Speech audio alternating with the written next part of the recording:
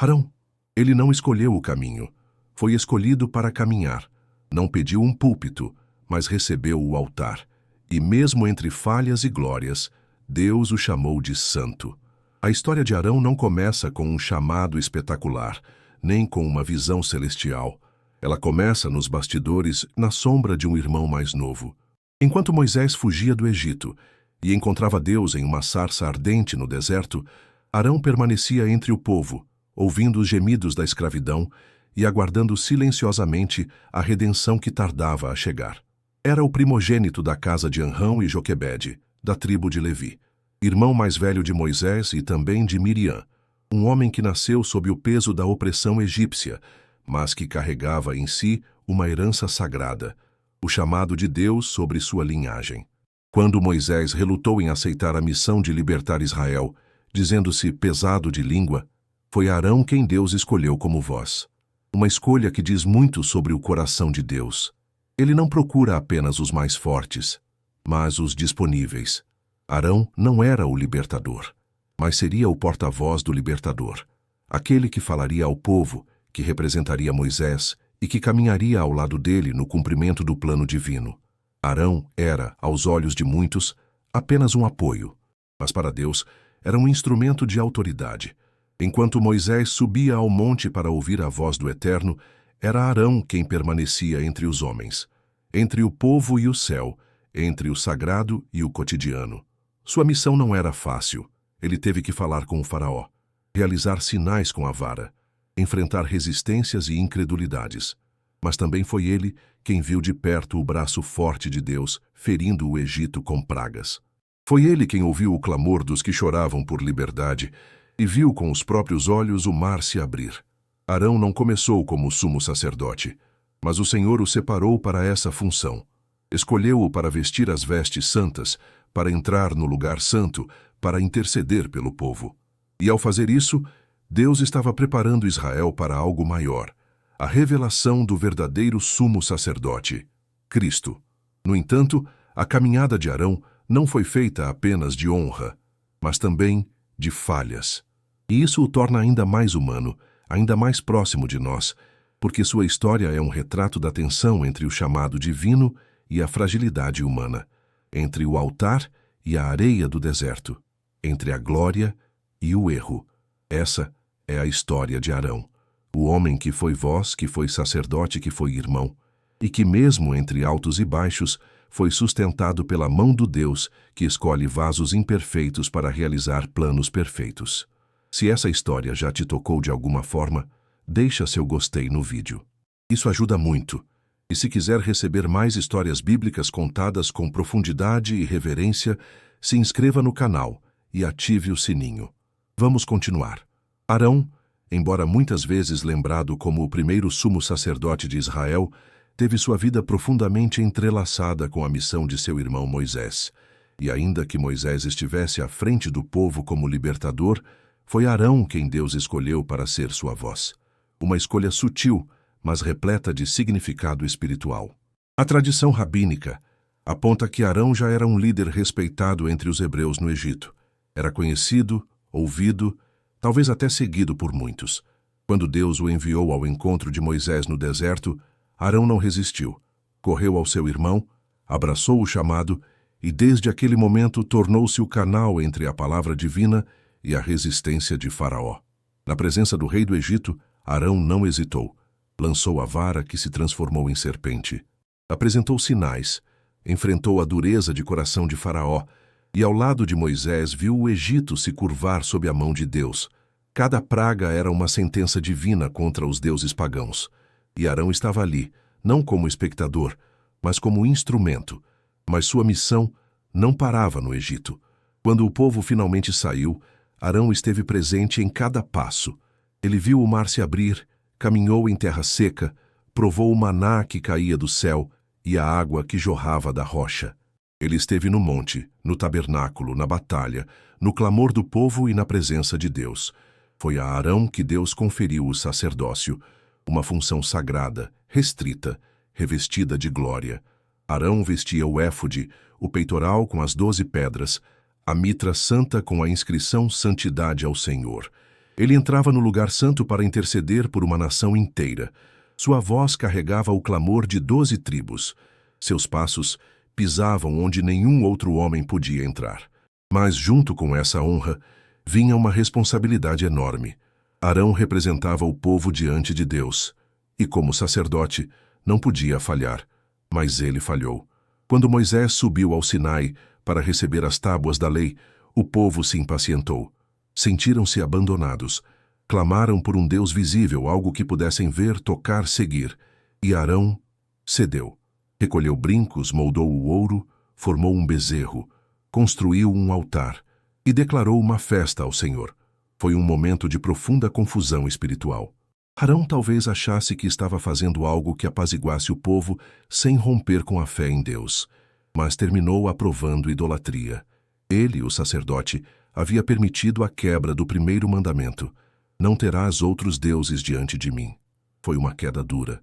Moisés, ao descer do monte e ver o que havia acontecido, quebrou as tábuas, repreendeu severamente o povo e intercedeu. Porque naquele momento, a ira de Deus poderia ter consumido toda a nação.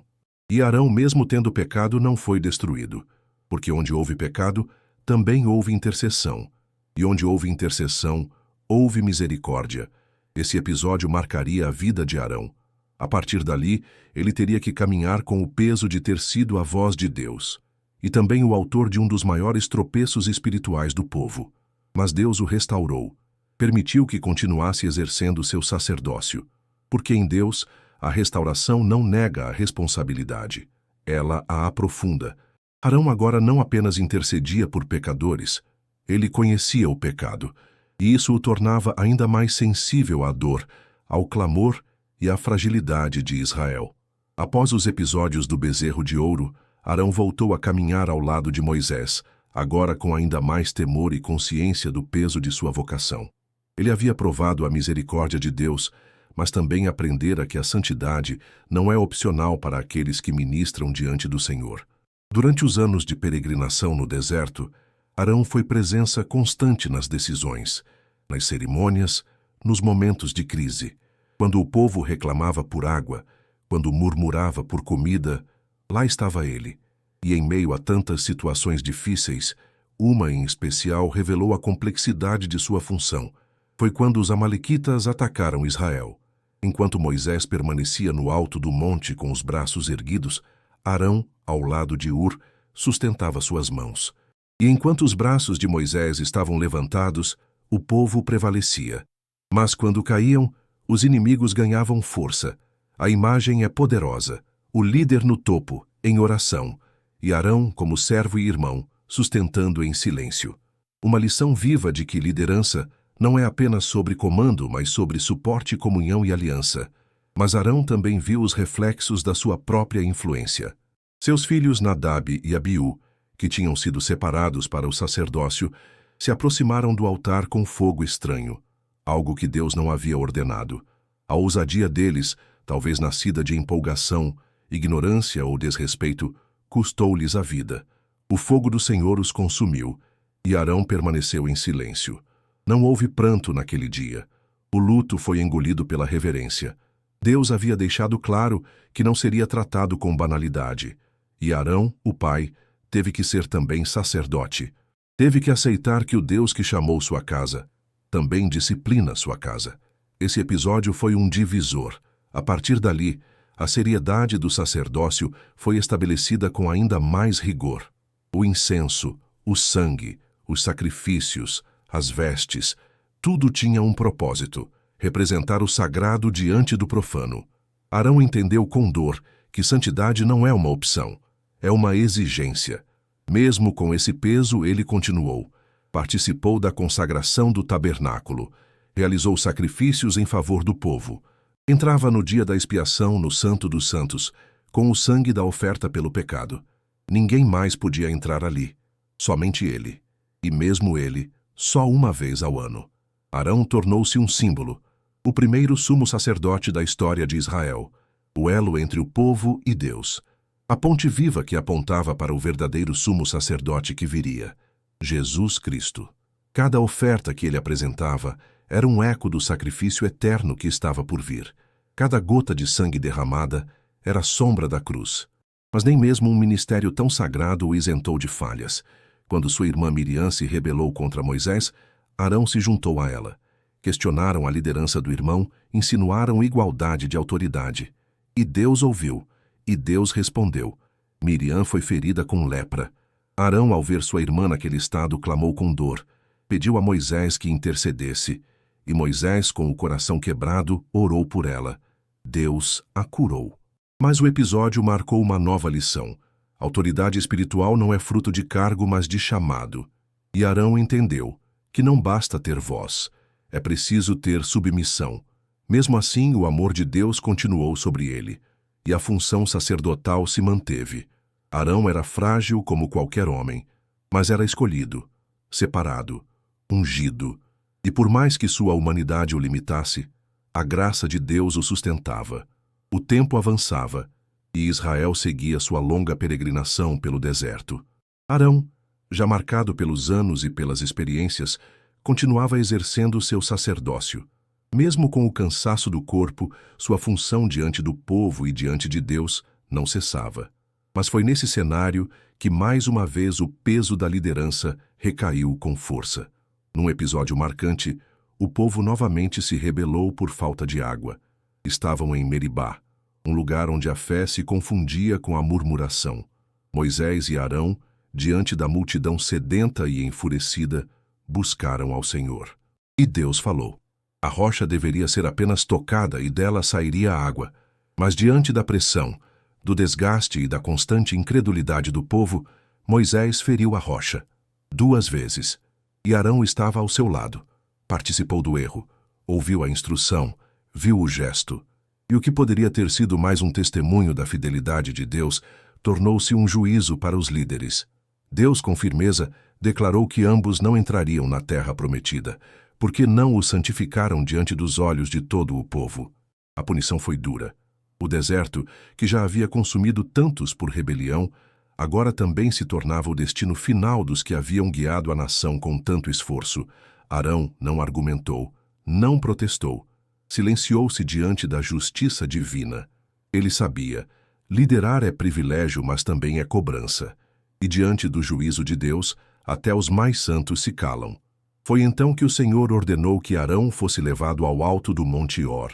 Ali, na presença de Moisés e de seu filho Eleazar, Arão deveria ser despojado das vestes sacerdotais, um gesto simbólico e profundamente espiritual.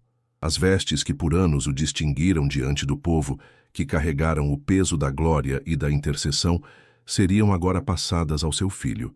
O sacerdócio não acabava, continuava, mas a missão de Arão ali chegava ao fim.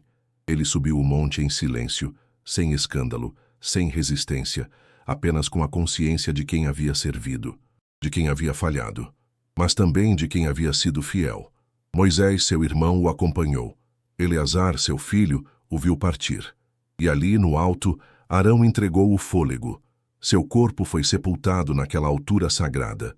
E o povo chorou por 30 dias, porque sabiam que não havia partido apenas um homem, mas uma coluna, um símbolo, um sacerdote que havia se colocado entre o juízo e o povo, que havia intercedido tantas vezes, que havia amado mesmo sendo confrontado, que havia conduzido mesmo entre dúvidas. Arão não entrou em Canaã, mas entrou na eternidade como um sacerdote segundo a ordem de Deus, um homem que apontou para algo maior, que, com sua vida, preparou o caminho para o sacerdócio perfeito de Cristo, aquele que não apenas oferece sacrifícios, mas que se ofereceu como o sacrifício. E assim, termina a jornada de Arão sobre a terra, não com exaltação, mas com reverência, não com glória humana, mas com a paz de quem foi até o fim. Mesmo após sua morte, a presença de Arão continuava viva no imaginário de Israel. Seu nome, suas vestes, seus gestos diante do altar, tudo havia sido registrado como parte do pacto entre Deus e o seu povo. Ele não foi apenas o irmão de Moisés. Foi o primeiro a carregar o peso do sacerdócio, o primeiro a colocar a mão sobre a cabeça de um cordeiro e interceder por uma nação inteira, o primeiro a entrar no lugar mais sagrado da terra com temor, com sangue e com a certeza de que Deus ouviria. A figura de Arão tornou-se para o povo um símbolo de reconciliação. Ele era o mediador entre o humano e o divino. E por mais que sua trajetória tenha sido marcada por falhas, como o bezerro de ouro, como o apoio a Miriam, como a desobediência em Meribá, sua vida também foi um retrato da graça, porque Deus o escolheu mesmo assim. Deus o sustentou mesmo assim. Deus o usou mesmo assim. Durante toda a jornada no deserto, quando a ira do povo se levantava contra Moisés, era Arão quem corria com o incensário. E aquele incensário, com aroma que subia aos céus, era a imagem do que ele era. Alguém que se colocava entre os vivos e os mortos, entre a ira e a misericórdia. Aquele que apagava a praga com intercessão, que silenciava a revolta com oração. E ainda que Arão não tenha entrado na terra prometida, foi ele quem abriu caminho para a geração seguinte. Eleazar, seu filho, assumiu o sacerdócio, e a descendência de Arão passou a ser, por gerações, o coração espiritual de Israel. Sua linhagem se perpetuou no ministério. Suas vestes foram preservadas. Sua função, honrada. Mas mais do que tradição, Arão apontava para uma revelação. Seu sacerdócio era sombra, um modelo temporário, uma figura que seria cumprida na plenitude de Cristo, porque Jesus não foi apenas o Cordeiro, foi também o sumo sacerdote. Ele não entrou no Santo dos Santos terreno, mas no celestial. E ali, com seu próprio sangue, ofereceu o sacrifício definitivo. O autor da carta aos Hebreus deixa claro que o sacerdócio de Arão, embora glorioso, era passageiro. Era imperfeito, pois o sacerdote também precisava oferecer sacrifício por si mesmo. Mas Cristo, sendo santo, inocente e separado dos pecadores, ofereceu-se de uma vez por todas. Ainda assim, olhar para Arão é olhar para o começo. É reconhecer que Deus, desde os tempos antigos, separava homens para servir, para mediar, para ensinar o povo a viver em reverência. Arão foi um desses, um pioneiro, um homem comum que recebeu uma missão divina. E por mais que seus pés vacilassem, seu coração permaneceu firme no propósito. A história de Arão nos ensina que a santidade é um chamado, mas também é um processo, que o ministério é uma honra, mas exige temor. Que ser usado por Deus não é garantia de perfeição, mas um convite constante à rendição. Arão viveu, serviu, falhou, se levantou e partiu. Mas seu nome está escrito na história sagrada, como o primeiro a se aproximar do altar, não por si só, mas porque Deus o chamou. A história de Arão é um espelho para todos os que foram chamados por Deus, mas ainda enfrentam os dilemas da fraqueza humana. Ele não foi perfeito, não foi o mais corajoso, não foi o mais coerente, mas foi chamado, separado e sustentado pelo Deus que conhece o coração dos homens. Deus não escolheu Arão porque ele era digno, mas porque era necessário, e mesmo quando falhou, Deus o restaurou, porque na escola do céu não basta ser ungido, é preciso ser moldado. E Arão foi. Através das lágrimas, das perdas, dos erros, das intercessões, ele foi sendo purificado. Ele representa todos aqueles que, mesmo vacilando, continuam de pé. Que, mesmo sendo confrontados pela santidade, se dispõem a vestir a túnica, a colocar o incensário, a interceder pelo povo. Arão foi ponte, foi sombra, foi figura de um sacerdócio maior que estava por vir. Hoje, quando olhamos para a cruz, entendemos tudo o que Arão apontava. O altar, o sangue, o sacrifício, o incensário, tudo era preparação para Cristo. E mesmo sem entender plenamente, Arão participou da revelação. Sua vida foi instrumento, sua linhagem, sacerdócio, seu legado, eternidade. A história de Arão nos lembra que Deus escreve capítulos gloriosos com mãos humanas e que, mesmo nos bastidores, ele levanta vozes, sustenta ministérios e realiza promessas com corações obedientes. Se essa história falou com você, se inscreva no canal, ative o sininho, deixe seu gostei e compartilhe com alguém que também precisa se lembrar de que Deus ainda usa pessoas imperfeitas para cumprir planos perfeitos. Vamos juntos espalhar as histórias que edificam. Que o Senhor te abençoe com graça, temor e renovação no altar.